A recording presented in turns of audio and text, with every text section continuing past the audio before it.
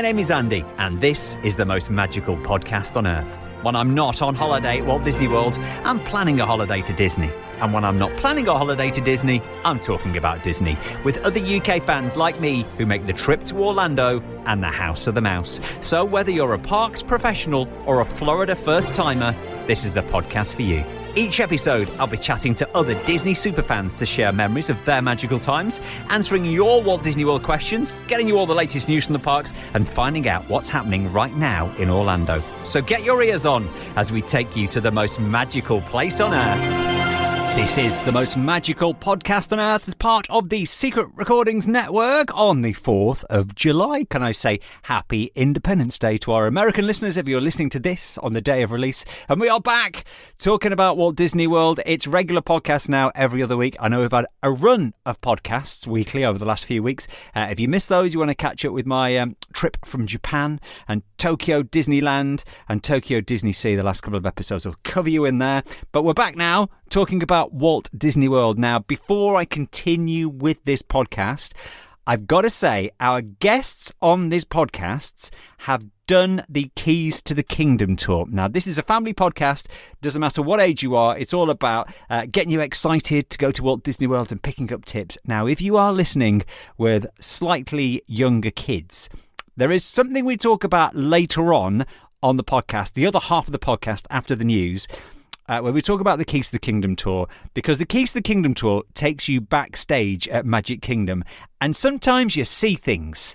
Do you know what I mean? Sometimes you'll see the characters just having a bit of a break for a while and doing things they wouldn't normally do in the parks. So a little word of warning, you might want to listen to this podcast before you let little kids listen to the podcast.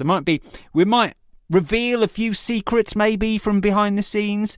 I don't want to go into too much detail, but you might want to listen before you let little kids listen. But there's nothing too scary or frightening, but you know what?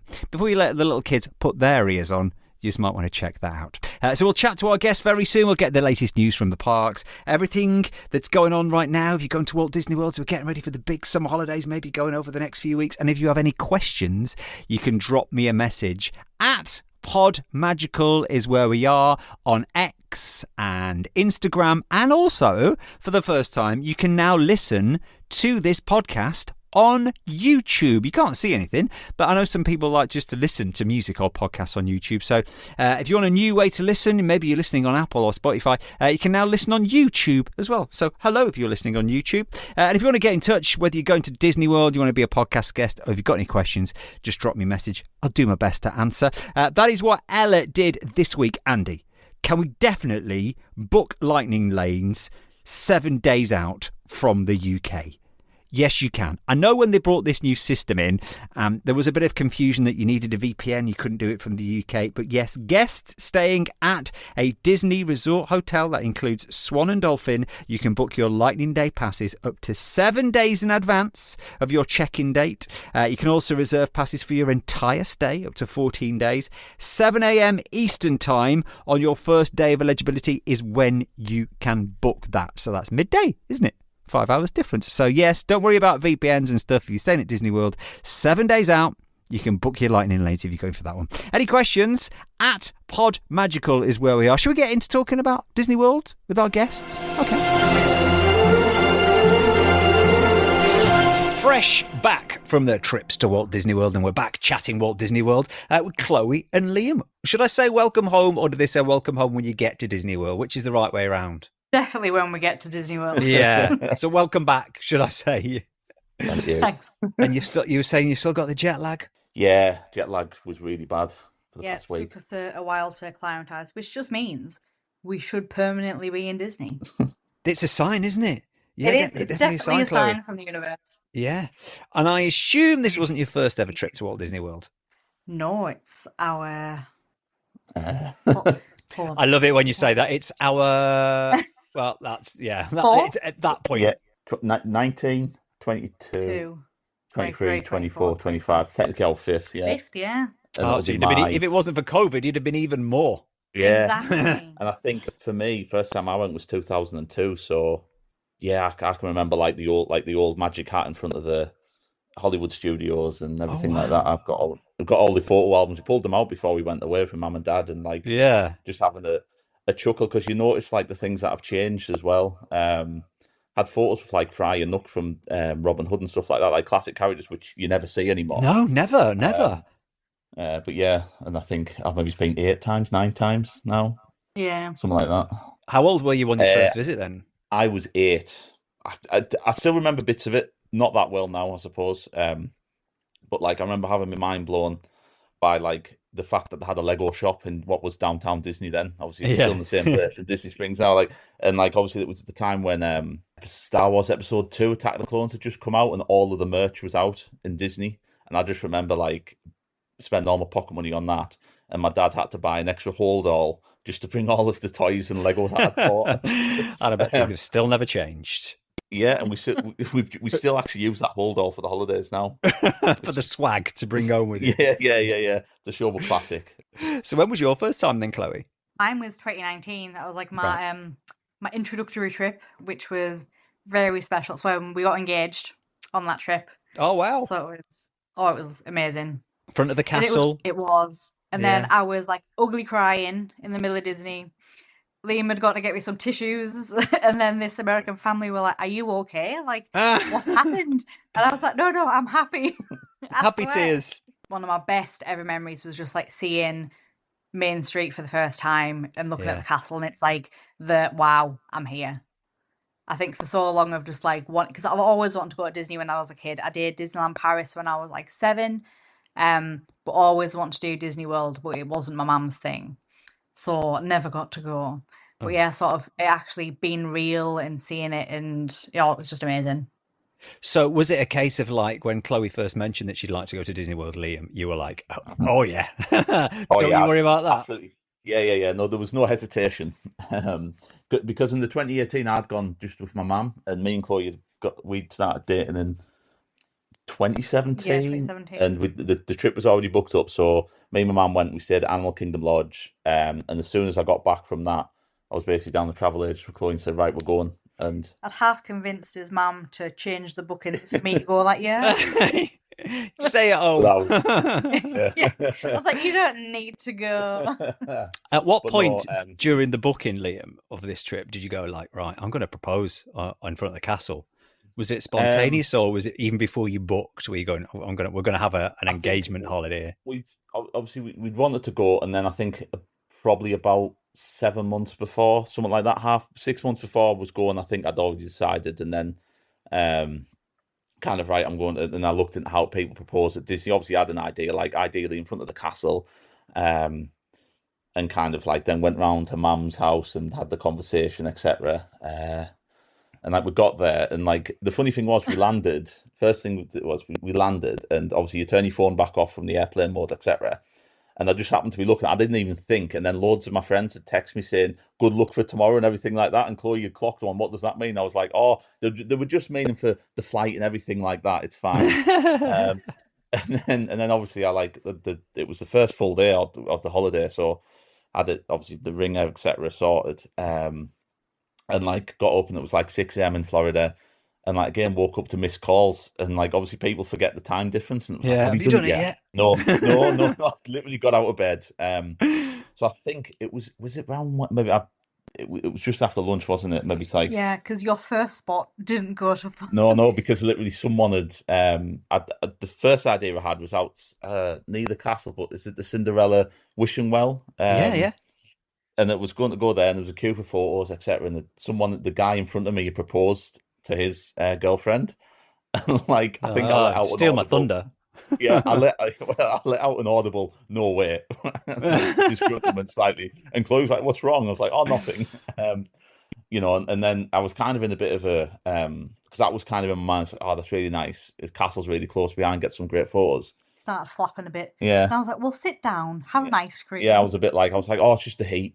And then I clocked the gardens in front of the castle, and there was literally no one in them, and Yeah. they're obviously always quiet for some reason. I think a few people maybe go and sit and have lunch from or an ice cream in there, but there was just like a photographer stood there, empty garden, and we just went in there, and then I just smoothly kind of pulled the ring out of the pocket and that was it. And it was probably the best place to actually do the proposal. Yeah, because we So got amazing photos from that. the guy So who the did photo it pass before me, got the lot. yeah. Yeah. Oh, brilliant. So like the guy who actually proposed before me actually did me a favor, I suppose. Yeah, yeah. So, yeah. You got the better Best option spot. there. Yeah. Otherwise, it could have been in front of the Tangled toilets, but still, you never know. Yeah. Still not a Yeah. bad place. Yeah. Not about Still it's my Disney thought, World yeah. after all. Yeah, So, yeah. what is it that you both love about the Disney parks, and what is it that makes you go back time and time again? What is it that made you want to propose there? What is it? I think it is just like the vibes, the positivity, and just being there. It is just like magical. You're so immersed in like another world. It completely takes you away from like your own day-to-day life, and it's just experiencing all these things. I think especially growing up with it, it's like the nostalgia, sort of seeing everything that you've grown up with come to life, and it's actually visible. You're seeing these things. Yeah. It's the immersion is great. Yeah, I would second that, but I think as well the variety that's there in all of the parks, and each park being very different. Your Magic Kingdom Day is very different to say an Epcot Day. You've got parks like Magic Kingdom that have been open since '71, and there's got all of those years of history that they've built into it and built into it and built into it. And you turn a corner, there's something else to do, there's something else to do, and you're never bored as well. Not that you're bored in any theme park in the world, but there's kind of like there's never a dull moment, I suppose. Yeah. We always get the question of why do you keep going back to the same place? And it's like because there's something different every time. Yeah. We always find something new to do. There's always like a new attraction, an update, some new parades. There's always something new, and it's just a really happy place to be. Yeah. I was just going to say, like this year, we the new thing we did was Country Bear Jamboree. We'd never even considered that back in the day before it had been refurbed, and then we just happened to be walking past. We've been doing it in the pin shop at Frontierland, and it was the show seems to roll in every 10, 20 minutes. So we just said, oh yeah, we'll go in here, bit of aircon, and it's one of the it's one of the best things I've ever seen. And last time you went, there was also something that closed. Were you there when Muppet 3D was closing its doors? We went to go into it this trip because it was closing the day after, so we visited. But the queue was just like miles long. I think it got up to like over an hour wait, and I was like, you know what? I like the Muppets, but I don't love it to be standing in the heat this long. Yeah, not for an hour. I've only ever waited 10 minutes before. Oh no! Yeah, it's crazy. I've done it. I'm sure I've got memories of it from 2002. Yeah, you would. All I remember is I can't remember what you call the two old men that are in the Muppets. I'm not the biggest like Waldorf Muppets and aficionado, so yeah. And I just remember those two, and I remember being amused by them as a kid. But that's my only memory of it, and for whatever reason, it's just been one that we've kind of bypassed in Hollywood. And I think we always headed straight for Galaxy's Edge that way. Yeah, and Toy Story. Yeah, and Toy Story. Yeah. So we walked past it, but we're never in it. Yeah, and now like kind of it's a little bit of a regret, kind of like because it is quite a nice area as well. Like that the where is it near the Tap House? I get confused. No, Tap House opposite, isn't it? Yeah. The other side of the road, technically, isn't it? Yeah. And is that where it used to? There used to be part of the studio. I'm sure my age now. Used to be part of the old studio tour. I was going to ask you about what you remember from there because you used to walk down that street, and then there was the little Honey I Shrunk the Kids play area. I think was down there on the right. And then behind that was the studio tour. Yeah. And I'm certain I had this conversation on a recent trip with my dad, and the shop like there's like built up buildings opposite where Muppets is, and I'm sure there used to be shops because from 2002, that's when I started like pin collecting, and obviously when it was MGM Studios, obviously MGM being like a big part of James Bond stuff, they were selling official Disney pins but James Bond ones. So I've got a 007 logo kept hidden away safely, a Doctor No one, Tomorrow Never Dies. Cool. And I think a World Is Not Enough one, just like actual official Disney pins that are James Bond. I'm sure it's in them shops now. You can't go in them now. I think they just designed it's like a music shop. But, well, definitely not now. Yeah. Did you go back to Hollywood Studios after it had closed, or? Yeah, and we just like we decided that was the best way into Galaxy's Edge as well because I just like this maybe comes on a little bit like when we talk about things. Maybe it's just like walking through Toy Story Land is a great pain to me because it's the hottest place on earth. So we always try to go the other way where you've got the big tunnel, but there was all the scrim up and everything, and there wasn't any kind of like scaffolding up, and you couldn't see any like work going behind. But I'm sure there's, you could, if you stood on the curb opposite, you could get a good view over the scrim. So I'm sure Yeah. there's going to be a lot of like people probably video and like holding the cameras up, What they seeing can what's going see. on. Oh yeah, the thing is, what you want to do is you want to get on the Tower of Terror. If you get on the Tower of Terror, would you be able to see that far? Do you know where to look? Oh, Probably, yeah, maybe. Maybe. for like the brief second before you drop. Yeah, yeah. Because I do that if I go to Disneyland Paris to the studios there, and I try and see the Frozen Land. If you go on the, the alien, the Yeah. soldier drop, the Toy Story drop to try and see, you always end up on the wrong side. So, as you're on the subject of things you dislike about Walt Disney World, what else is on your list of hates? For us doing the Lightning Lane bookings A week in a advance. week in Yeah. advance, Yeah, we found it's just not the best. Like doing the table service meals 60 days in advance, very happy with that because that's how we sort of do our planning. But it's like when you get there, you don't know if you want your Lightning Lane. Some days you might just want a nice chill walk around, dip in and out with a few rides, and just like enjoy the park. Mhm. But you sort of don't know when you're going to do that on the day. But yeah, trying to book them 7 days in advance, it's sort of tricky to sort of have to guess how you're going to feel on the day. So we try to maybe book, like, if we're doing 2 weeks, we'll book maybe 3 or 4 days of the Lightning Lanes. And we try to make good use of them, but sometimes it's like heat dependent. It's like if we had something busy on the night before. So sometimes we'll maybe do 4 or 5 rides, but other days we've done like 10, 15. Yeah. We did loads on that last Magic Kingdom day. That was probably the best we've ever utilized Lightning Lanes. Yeah. And like I understand like booking on the day is also like stressful, waking up for 7 o'clock, and we've never had an issue with that being early birds. But I suppose like if you're not up for that and you miss like your slots for, I don't know, Guardians of the Galaxy or your Seven Dwarfs, like the big popular ones, it's hard. But I think like just that 7 days in advance, it creates a little bit of a panic.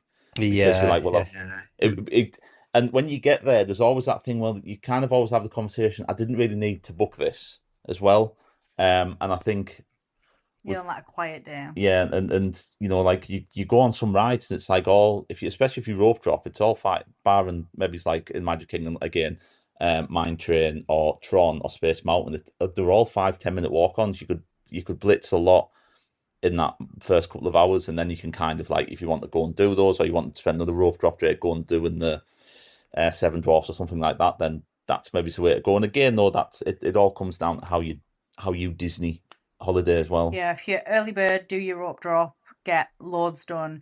But again, it depends. Obviously, if you're staying on site with hotels, if you do like your deluxe ones, you can get the evening hours. Yeah. Which we did last year. Yeah. We utilised them a fair bit, which was quite good. Yeah. I think we're a bit.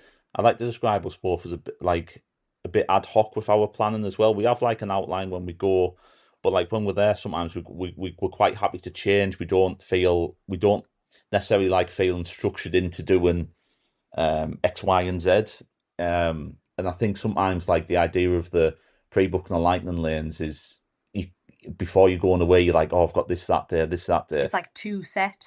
Yeah, you're just running on a schedule then, aren't you, rather than being on holiday? Yeah, exactly. I think especially if you have like you want to make the most of it, so you book one ride after another, and then it gets to maybe like 1 p.m. and you're knackered, you need to sit down, you need a drink, but it's like I can't.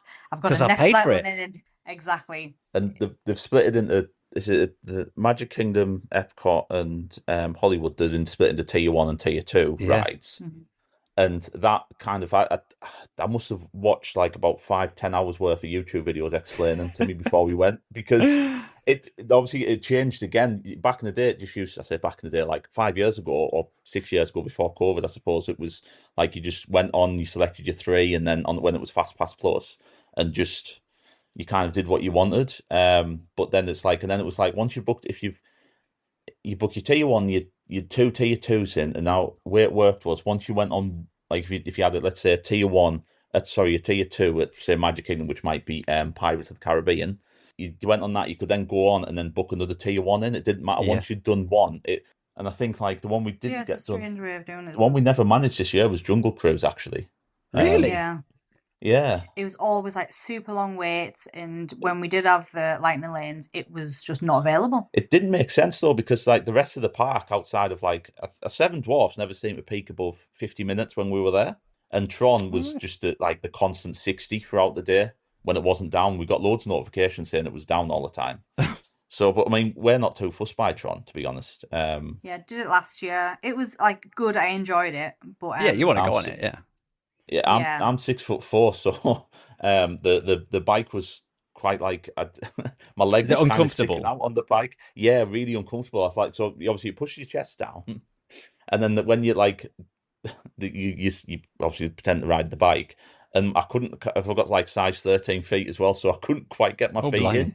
And the cast member basically, he didn't kick, but he had to shove my foot into the lock.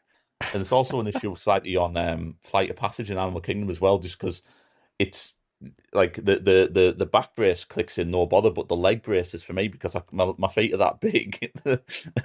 There's too much like they don't shove forward as much as they want to, so I've kind of got to like I'm almost like the hunched right up on that as well. you have to That's why come you off with never like see really bad Goofy on that cramp. attraction. Yeah, exactly, Exactly. exactly. Can't get his feet on there. Chloe and Liam with us on the podcast. I want to talk about Keys to the Kingdom because you did the Keys to the Kingdom tour. We'll talk about that very soon. And some of your favourite Disney World things.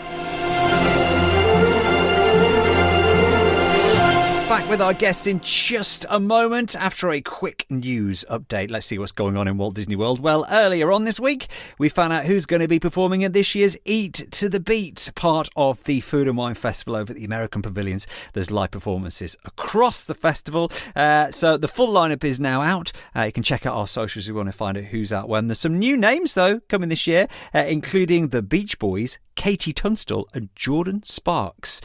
Concert dates go from August the 29th to November the 17th, and the dining packages go on sale on the 17th of July. If you want to secure your entry into one of your favourite acts who's going to be performing for free at Epcot, although you do have to pay for the dining package if you want a good seat.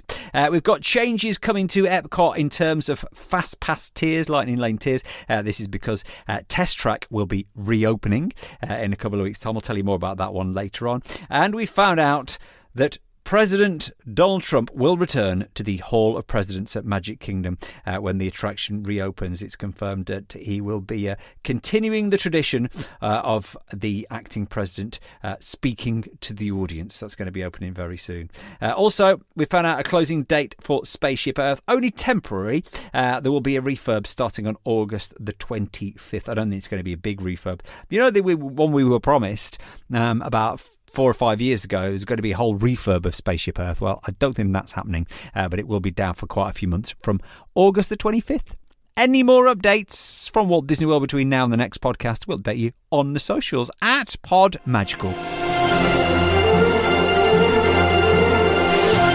Chloe and Liam are with us on this episode of the podcast, just back from Walt Disney World, and you did the Keys to the Kingdom tour. Tell me about that.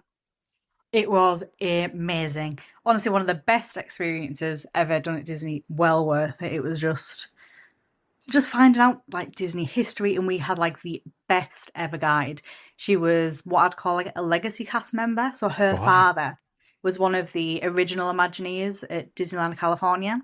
Wow. And like she knew Walt personally when she was a child. Like he'd take her for ice cream and things. And we got all these stories about Walt, and it was just incredible. Her cat was like used as the model for the cats used in Pirates of the Caribbean and Haunted Mansion. I was like, as if. That's random. I know, she was like, oh yeah, it's my cat. They didn't know like what model to use for the animatronics, and a cat did a trick where it like arched its back on command, and then Walt was like, yes, that's what I want. And it was just all these like incredible like personal stories. Yeah. It was, as well as like sort of the normal stuff like a guide would take you through, doing the like the tunnels underneath the castle was incredible. They blew my mind, those tunnels. It sounds silly, but like They have their own bank. yeah, they have their own bank, and like the funny thing was you get down there, and I wondered about this because obviously there's a lot of obviously above ground, or like on the first floor is like Magic Kingdom, and below is like obviously the belting out Disney music all day. And I've always wondered about what are the Disney cast members like really like. Do they go down to the tunnels and did they listen to like more Disney music? No, it was like it went down. It was playing Queen and ABBA and everything like that. And she literally said that you can only take so much Disney when you work at Disney, That's and it it. was quite like, it's quite funny, isn't it? Really. Yeah. But I mean, the tunnels you see in the tunnels, for example, we went right under where Cinderella's castle was, and she was kind of directing us to look upwards, and you can see part of the steel framing of the Oh, castle. right. And then we basically, I don't know if you've ever been in Cinderella's castle. There's like a lift which will take you up to the restaurant area, Yeah. and basically that lift starts in the tunnels. Oh, at the ground floor. So like you've got kind of like it wasn't industrial, was it, the tunnels? But like you've got like this less like it wasn't like Main Street or anything like that. Kind of like these concrete tunnels, which etc. Cinderella, Ariel, and I think was it Rapunzel? Yeah, just walking into the lift. Yeah, and But just as themselves. yeah. Sort of have a normal conversation. And it was nearly time for the parade. And when we were sort of out of the tunnels, we saw all the characters like dressed up on the transport to go to the parade, and the genie was there, but he didn't have his head on. So it was the genie body, and then there's just this tiny man's head. Yeah, it was so funny. It happened with Mr. Incredible as well. So Mr. Incredible walked out. Just a tiny. I'd love to see that. Obviously, I think you have to be 16 or over to get in, because the Disney say they don't want to ruin the magic for the younger audience and the younger guests that they have, which I think is really nice. Yeah. But like was it about 5.5 hours? It included lunch at Columbia Harbour House. You got a free you got a free Keys to the Kingdom pin. I think for the stories that she was telling. It was a great one where her dad was the original Imagineer for the Haunted Mansion ride. And sort of they did a test track. Test track. Unintended. And sort of said to Walt, like, oh, do you want to sort of do a quick ride and see how it was going to look when it's finished? Obviously, he didn't end up seeing the finished product, sadly. But when he did the test ride, there's the bit where you sort of dip backwards in the ride before you went to the graveyard. Yeah. But originally, it tipped forwards. But as that happened, Walt fell out of the doom buggy and rolled down the hill. So he said, I know you've created this amazing scenery with the New Orleans graveyard, but maybe we should tip it backwards because we don't want everyone falling out. So they have like certain keys that are like pillars. So it's like safety, show. Compassion. No. I can't remember what they all were. Inclusivity, I think, is one now, isn't it? Yeah, a new key they added. So yeah, he said that like safety is always like the first key that we need to look at. So regardless of like how beautiful the scene would be, it's not ideal everyone falling out of the doom buggy as they're going down. It was just I just imagining Walt Disney rolling down a hill. So did going on the Keys to the Kingdom tour give you a newfound respect for the park? It didn't ruin anything, did it? Oh yeah. Oh no, 100%. It was just like new insight on how things are made, and it's like walking down Main Street looking at all the windows and looking at like the names of like, so the occupations weren't the actual occupations, they were named in like a sort of pun, which was great. And I think how Walt Disney bought the land was a great story because he went under a false name. So they didn't charge him loads, so he got like, it was cheaper per acre until the last 10% of the land was getting bought, and they found out that it was Walt Disney buying it, so they racked up the prices. As you would. But yeah, they used some like really funny names as the fake names. I'd like to do it again now. I would definitely recommend. I've done it before, but it was a few years ago. I want that woman that I don't want your same Imagineers. I mean, apparently she wasn't even meant to be our guide. She wasn't even meant to be our guide, but apparently the set guide we had couldn't make it in that day. So obviously I think she works over at the guest relations. Yeah, she worked over guest relations, and they basically went over saying, "Will you do the tour?" Obviously, she's done it many times before, and obviously been at Disney since like even California opening day. She was like, "Yeah, no bother," and she was just telling these stories. You could tell them she's told them millions of times, but she wasn't bored. She was so excitable. And it was like any question, she was just like a wealth of knowledge. Absolutely amazing woman. But yeah, Darlene was absolutely amazing. Yeah. Darlene. So let's talk about some of your favourite things. Hotel-wise, resorts-wise, where do you like to stay? Our go-to is Port Orleans French Quarter. It's just so relaxing.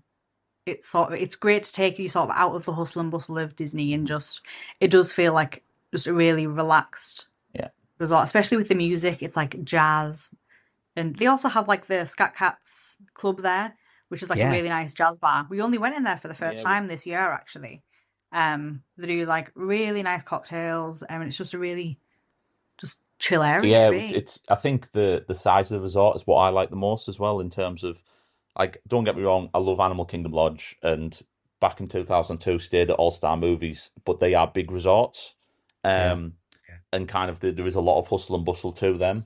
Whereas you go to Port Lane, as soon as you enter the door and you get out the lobby, like, there's a lot of people, but the way, like, it's a much smaller and quieter and calmer location. We had a Riverview room, which was just super peaceful. You wake up in the morning, I would walk down, I'd get a 6 a.m. coffee, just walking past the river, like the sun's just starting to rise, or like super peaceful in the morning, lovely like way to start the day. But the best bit about French Quarter is the beignets. Yeah. Yes. Don't they have one with Baileys in it? Yes. They do. Yeah. We haven't had them. We haven't tried them yet, have we? Go for the straight beignet. Oh god, they're just nothing beats a beignet. It is my favourite food in the entire world. It was like, as soon as we checked in, I was like, I need them. Did you leave the suitcases? Never mind the room. Yeah.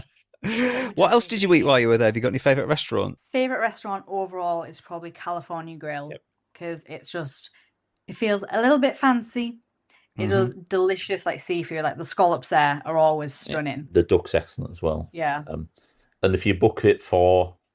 We normally book around 7 p.m. because you get to sort of go out on the balcony, and it has like a really good firework viewpoint. And they pump the music through, and it's just like a really comfortable way to see the fireworks. But it's just really stunning. The staff there are always amazing. Yeah. Especially because it has like a really good wine selection. So if you're sort of looking for a wine to pair with food or like a celebration wine, like we got a delicious bottle of champagne there. Yeah. But yeah, they were just really helpful on sort of helping you select from the menu as well. Yeah, it's quite pricey though, isn't it? Especially now they've got that set menu. Yeah. We always use it as like a celebration one. So we did it like when we got engaged. We did it when we went back for our honeymoon. Yeah. It's like an occasion. Yeah. So we didn't actually do it on this trip. It was booked in, and then we said, because we had the dining plan, so we're trying to utilize that and didn't want to kind of have too many credits left over. So we said, you know what, we're actually enjoying the normal dining plan. We'll give Cali Grill a miss this year. And do other bits, but I mean, I've never had the 3 times we've never had a bad experience, and it is pricey. It's one of them. It's like a one-off kind of trip thing. It's not like you don't go every night kind of thing. But just for like that, if you want like a nice sit down, it's a long meal. So I know some people don't necessarily like that when they go to Disney. You want to eat back out, but like I think when you've got a 2-week stay, it's kind of, it always fits in a bit nice. It's nice because you've got the time. So it's a nice treat. In terms of, I suppose, quick service wise, it's not Disney, but in Disney Springs, you can't go past Polite Pig. Yeah, it's ridiculously good. That's our like tradition. Like soon, like our travel day there, we land, check into the hotel, get our bag sorted, go to Disney Springs, go to Gideon's, and then get a Polite Pig. I love that the salmon's delicious, but like the half chicken, it's like smoked to perfection. Yeah, there's like everything, like the pulled pork. It's just all stuff. I got the half chicken the first night, which was amazing. Then I get the obviously we got the sprouts as well. Is it whiskey glazed sprouts? Whiskey caramel sprouts, sorry. Glazed sprouts. Never normally a sprout fan. No, but the way they've like cooked these sprouts, it's stunning. Being on the dining plan as well, like we try to put this into a bit in our vlog when we went through it, and that like I think in total it would have came to, if we were paying in cash, it would have came to around $68, but it was just 2 quick service credits. So in terms of the value we save there, really good. And then obviously you can go other places, and not every quick service meal for 2 people costs $68. Like Columbia Harbour House, for example, Magic Kingdom, it'll be about 30 plus or something, like an average price. But this one obviously has a bit more of that. I'm to be honest, every time I go in, I'm surprised it is it takes the credits. Because you can have alcohol as well, and they got like good whiskies there, haven't they, that you can have? Do a really nice Polite punch. which I get every time. Yeah. I think one time, because we haven't actually sat at the bourbon bar No. properly, and I think next time we might go and get like one of the taster, like the samplers of the bourbon. Yeah. So that'd be quite nice to try. I'm not knowledgeable at all on bourbon. So like the first time we ever went, there was an American couple we got chatting to, we were sat next to, and they were like, "Oh, what bourbon are you into?" They handed me a list. I was like, I have no idea. Baffled. I was like, I'm thinking the only thing I drink that's remotely similar is or know of is Jack Daniels. And I'm like, that's what. That's what. like, well, I drink Jack Daniels, you know. But no, I think like Polite Pig is definitely especially if you've got a quick service dining plan. And obviously, I know people, if they book the package up, and you certain times of the year, Disney offer it as a freebie. Yeah, I'm sure it's for this year and next year for definite. Other places we like going to, Columbia Harbour House is always a reasonable place to pop to a Magic Kingdom. I know Magic Kingdom can be a bit iffy for meals and such, but we've never. One place I was super surprised at for breakfast, we always go to Satuli Canteen for like lunch at Animal Kingdom because they do the really good build your own bowls. And also blueberry cream cheese mousse is also stunning. Yeah. But we went for breakfast this time and we got the French toast. Yeah. Yes. And it was delightful. Yeah. Really because they only recently brought that back. I say recently, maybe last year. They used to do it, or they trialed it years ago, but then it's not until recently. And I did go last time, and I remember having a good breakfast there. But it's like, I'm rope dropping Animal Kingdom. Have I got time to go for breakfast? So yeah. I think because I always like to have something on a morning because just for fuel for the day.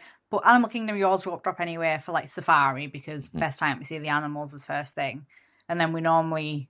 Flight of Passage. Do Flight of Passage, do Pandora, and then head to Satuli. That's our sort of Animal Kingdom day plan. Yeah. Unless you're doing the Wilderness Explorers, which is a fabulous thing to do. Oh, have you done that? Yeah, we did it last year. It took like 2 full days, which was crazy because normally Animal Kingdom's seen as like a half-day park. Yeah. But we went round and it was discovering new areas like Rafiki's Planet we'd never been to. Which has it's like basically like a little mini farm over there with like goats and sheep that you can go pet. But yeah, there was like loads of different things that you went travel to. You learned like fun facts, got like stickers, and you get like a badge at the end. But yeah, it was really fun to do. I didn't realise adults could do it as well. Yeah, literally anyone can. I found a newfound love for Animal Kingdom last year when we did that actually, because I think I'd found myself in the idea, well, it's great for a half day, you leave and then you go to the hotel or whatever, but we did that and having like 2 full days there. And I said this year, didn't I? Like we're going around and it's the best park for discovering something. Yeah. I think it's not as guided. It's kind of built in, this idea that Walt wanted the parks to be built like so you could find something new. There's no straight paths in the park, etc., because you want to be like constantly on the verge of discovery. And actually, that one is probably the one where you find things that might surprise you the most and.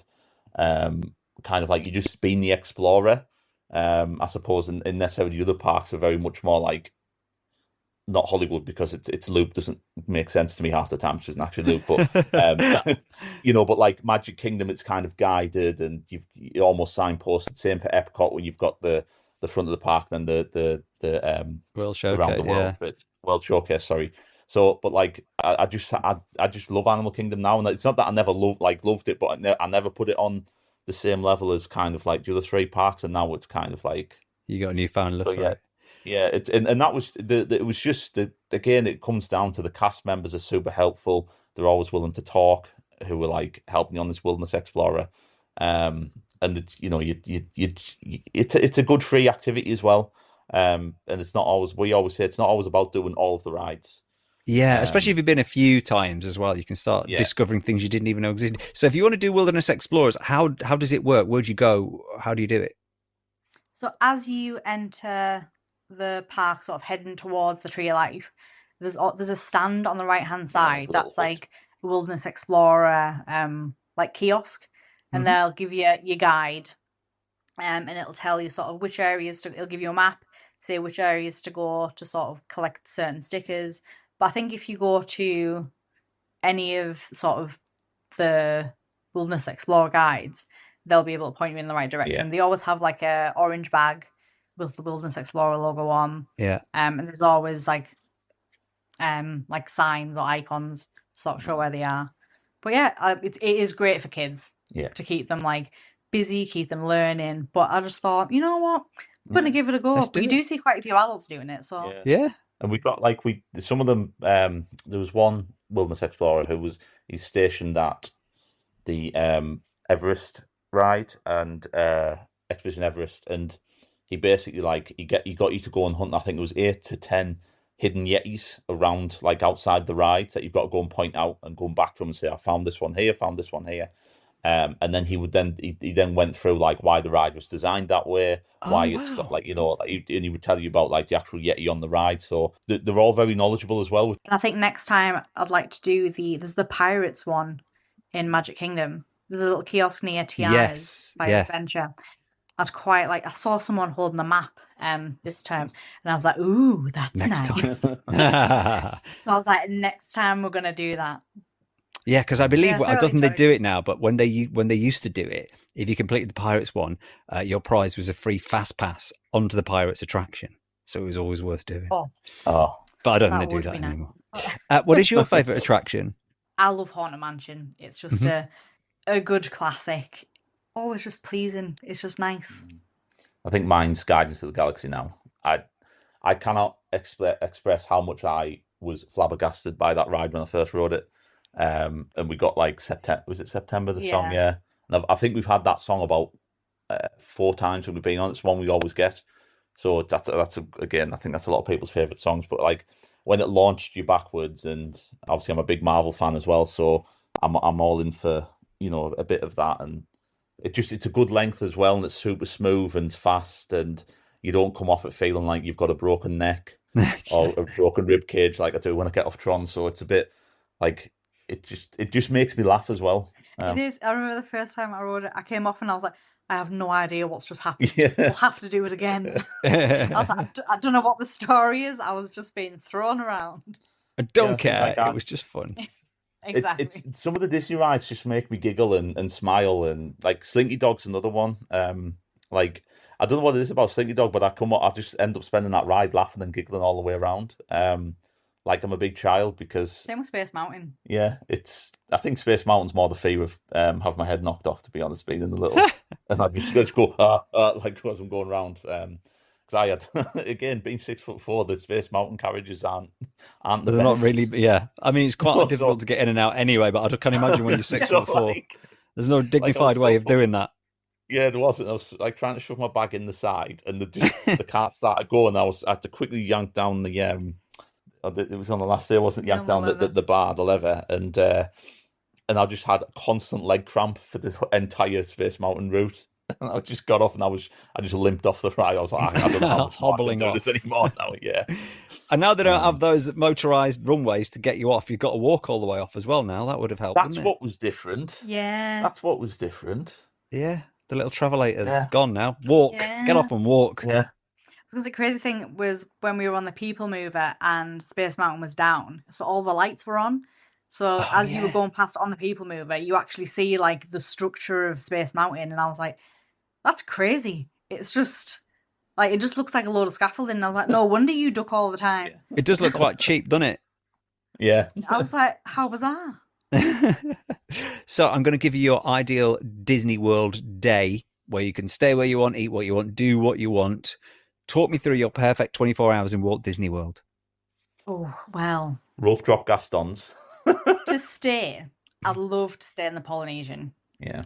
Polynesian in a bungalow. Is like, in the ones that are on the river. They look amazing. That's like the dream one. So stay there after a lovely, relaxed evening, go on to Ohana for dinner. Mm-hmm. Yeah, definitely. Hang on here a minute. You've extended this into a day before. We have. We've got to set the scene. Yeah, okay, right. So when we rope drop, we don't always rope drop rides. We'll sometimes rope drop food. Yeah. Right. And Gaston's is like the perfect Yeah. place for that. So we normally get like a cinnamon roll. Mm-hmm. And then they've just changed the ham and gruyere tart to a ham and gruyere croissant. And? Which really, really good. Oh, okay. I was like surprised by like how delicious it was because it was filled with like a bechamel sauce as well. Because it wasn't just like a ham and cheese toasty. I was like, oh, it's just like going to Costa back home. But it was So good. We also tried the creme brulee croissant as well, which Yeah, was that- that was stunning. That was like I've one had of the that. best Yeah, that's snacks. good. Yeah, that was really That good. was delicious. And then After we've done Gaston's, ride the classics. the classics. Yeah. Small World, Haunted Mansion, Magic. Can probably never get on Peter Pan because it's always a 60-minute wait. Too busy. I don't understand. That's one of my things. I don't understand the hype for Peter Pan. Yeah, I think it's the low loading, Chloe. It takes so long to get on and off. That's what it is. I like the little flight around London, but it's just too long of a wait for me. I think after riding the Peter Pan one in Tokyo, Disney Sea, sorry to jump parks, but like I look at that one, I'm thinking, yeah, like Tokyo has the Peter Pan ride you need to ride now. Fantasy Springs and Tokyo or something else. Oh, we'll come back to that in a minute. Park that should. let's finish off your day. Definitely do the classics. We love doing Seven Dwarfs Mine Train. Yeah. Definitely get that in. We always do like a lunch spot at Columbia Harbour House. And then I love Be Our Guest for like dinner. Yeah. And then a nice fireworks to end the day. Because Happily Ever After it's great. Perfect end. Yeah. It is. So it's a Magic Kingdom day, all day. Oh yeah, Pretty much. I mean, there might be a little pop back to the hotel, and maybe it's around the 2:00 mark, to avoid any incoming rain to Florida, and just hits at like 2 p.m. get that little like rest. And sometimes because I mean the heat this year was, I mean we went in April last year. The weather was amazing. It's the best it's ever been. It was basically like a nice, non-humid summer's day in England. But then, like, this year, it was about 35, 36 Celsius all day, every day. And this was June? This was June as well. And it kind of, I think, normally there must be, maybe it's 5 degrees lower than that, but it was just, and there was no rain. Like, we always, not really, no. I mean, there was... I think we had, one of the last days, we had an hour of rain. Yeah. There was one, the second from last night, it rained before Fantasmic. Yeah. So we decided to give that a miss, but other than that, it was like either we missed it, but I never saw it. I never saw the rain. Strange. It was just, I'm sure it was because it's Florida. But like, I mean, when we went on our honeymoon in 2023, they had to put a weather warning out, not for rain, for the heat, because Florida went, was it 8 days without any rain? Yeah. So it was obviously, and that was in August. So that was like, honestly, I mean, it was hot this June, but I'll still say this: I've never known heat like it was in that. It was the humidity. It was like the air was just constantly. You took 2 steps outside, and you were diverting inside, and it was actually uncomfortable. Normally I'm okay with it, but that was outrageous on the honeymoon. So, of all the Disney parks around the world, you mentioned Tokyo. How many have you done? So we've done Paris, both when we were very young, and then obviously we've done Florida and then Tokyo. That's like one of my life goals is to get all the parks complete. Right. Okay. Yeah. And what did you think of Tokyo? Obviously, I've just come back. Oh, it was incredible. Yeah. It was just so different. Like Disney Sea was another world. Is it the greatest theme park in the world? I think it is. I think it might be. I think Disney Sea is just incredible. It's a bit like an evolution of the Epcot idea as well. You know, you've got the different ports and what have you, but the Imagineering that's on shore there, and do you know what Beauty and the Beast ride? At Tokyo Disneyland as well, yeah. Tokyo Disneyland. Yeah, it's. I mean, the space as well in both parks was. It's like, obviously, because the story behind Tokyo Disneyland was that literally they rang Disney up and said, we want the Magic Kingdom, and obviously the kind of like that's what they did. But it's like they took a few lessons learned from how they built like the space that they have in America, and they just expanded the pathways, and it doesn't feel as claustrophobic as parks like the Magic Kingdom can in America compared to Tokyo Disneyland. And then Disney Sea is just next level. It seems to be it's the money they spend. They're not afraid to invest. Yeah, exactly. That Frozen ride in Fantasy Springs is my God, I know. out of this world. It's like the entire film being told, unfolding the most amazing advanced animatronics on this boat ride. I still don't know how a cape goes from being frozen solid. And it just drifts. Yeah, I don't understand. But I mean, Fantasy Springs as well was just. it was just walking into the land where you have all the like carved stone Yeah. of like Pocahontas Pretty. and Rapunzel. Oh, it was the 'Cause Rapunzel ride was stunning as well. it made the The very wet lanterns. wait we had on that morning worth it, because I mean, obviously it's very different in Tokyo. You kind of queuing if you want to get in from, was it about 6:30 in the morning? Yeah, we were there And we early. were stood in the rain outside of Tokyo Disney Sea for about an hour and a half, all drenched. And everyone's kind of like you get in the park, and then there was the rush for, I can't remember what you call the system now when you go on the app and you were trying to book things in. Yeah. The fast Um, passes and the yeah, paid yeah. for ones, the And free ones, the Yeah. shows. yeah, and then eventually we obviously you make your way to Fancy Springs, and it just like it mizzled on all day, but it didn't like dampen the spirits in such a way that you just see it and you kind of like very much mesmerized. Kind of first like the only thing I can compare it to when it first saw it was when I first ever saw Galaxy's Edge, in terms of that first Star Wars hit and Yeah. I think Imagineering level. seeing the Fantasy Springs entrance was on par with me seeing the like main street for the first time. Yeah. It was just like absolutely mind blowing. Stunning. So what are your Disney plans now then? You got September, I believe. You're going back to Disney World? September's booked up. Yeah. So we're away for a week. Just kind of like we're stopping at Caribbean Beach. We've never done that one before. We know it's a much bigger resort, but we kind of got a really good deal, and I think we want to give like a Skyliner resort a bit of a go. Yeah, it's a good resort. And I don't know. I hear different reports about people love the actual resort, but they don't like the size of it.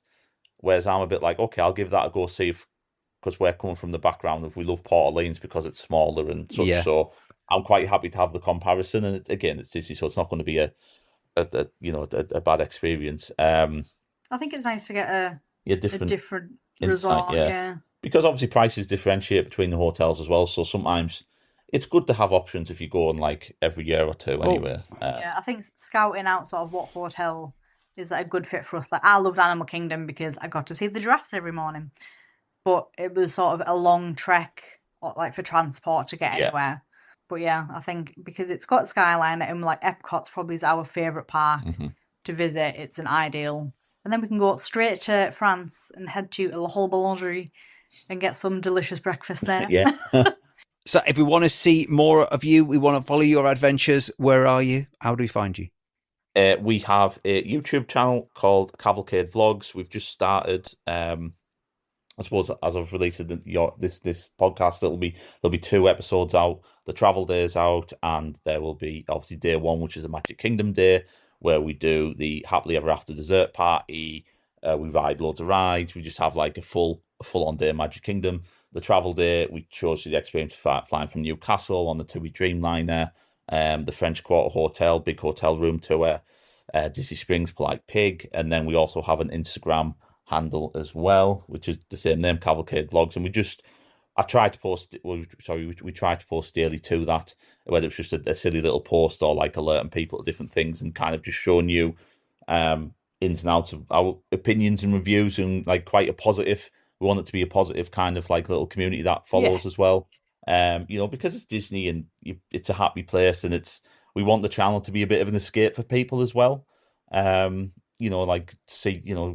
quite a quirky duo as well, so Chloe's kind of the star of the show mostly, and I'm the one. You're just there. I film. Yeah. But no, Cameraman. it was something we just did for fun last year. I think his friends were always like, "What is Disney like?" And when you try to explain sort of the sheer size of it and everything you can do, it's like, "Oh, it's a theme park," and it's like, "No, it's so much more." So we did it to sort of show them, and then we've sort of got some subscribers going and some views, and it's just really nice to share with like the Disney community because it is such a positive place. The Disney community is that's been really nice. Anyone I've spoken to, yourself, or like there's other channels as well who are super kind and super willing to listen and just talk, and not just about all things Disney, just kind of like obviously because there's a lot of it's quite UK. I didn't realize it was such like a UK audience for it. And like what they do in terms of they go to the UK parks as well and stuff like that. So I'm learning stuff about theme parks that I didn't even know and how to do things. But yeah, it's been really fun. It's just again, it's like a nice little side hobby. And it was just done. We just started the vlogging on my old iPhone. Just started last year, and quite enjoyed it and learned quite a lot. And we filmed around Tokyo Disney as well. And it's been nice for myself, kind of like seeing how much we've kind of changed in the past year, just kind of what we do. And, whether it sounds silly, but like when you're talking to the camera, like standing still and all of that kind of things, you just learn.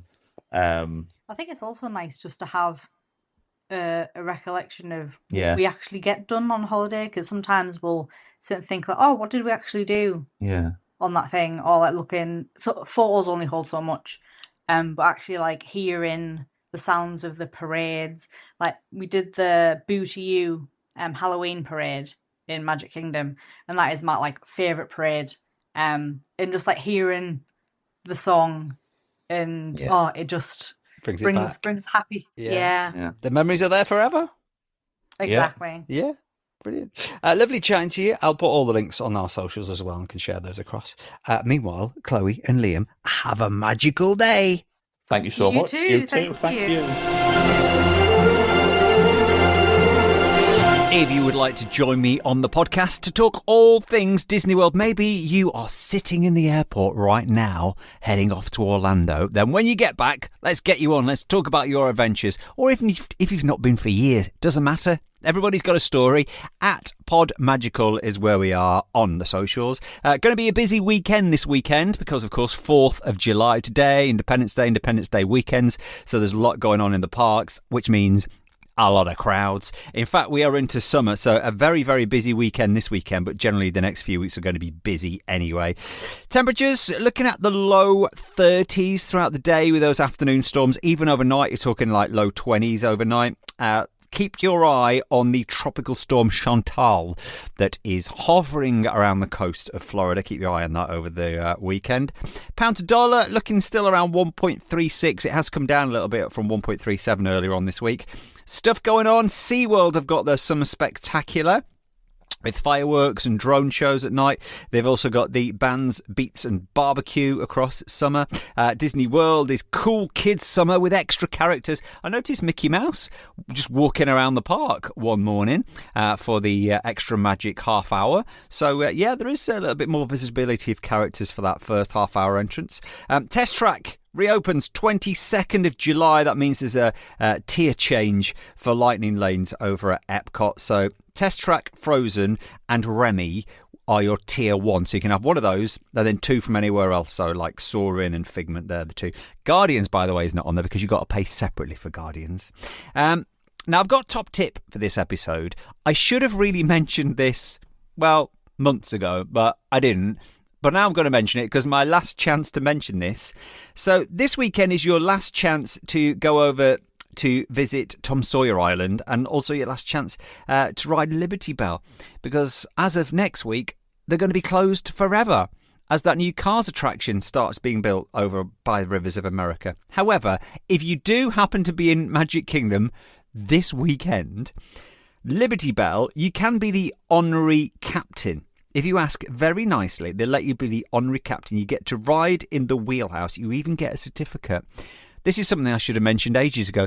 I'm not going to get to do this, but if you do happen to be listening now in the airport, going to Disney World, and you're in Magic Kingdom this weekend, just try that. One last chance. Also, I do believe on the monorails, sometimes if you ask nicely, they let you go and sit in the cockpit of the monorails as well.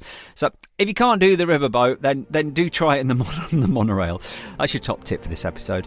We're back 2 weeks from today, chatting more Disney World. Don't forget to subscribe to the podcast. You can subscribe on Apple and Spotify, and now on YouTube as well. You can listen to the podcast via YouTube. Like us on the socials at PodMagical. Back in 2 weeks. Until then, please stand clear of the doors.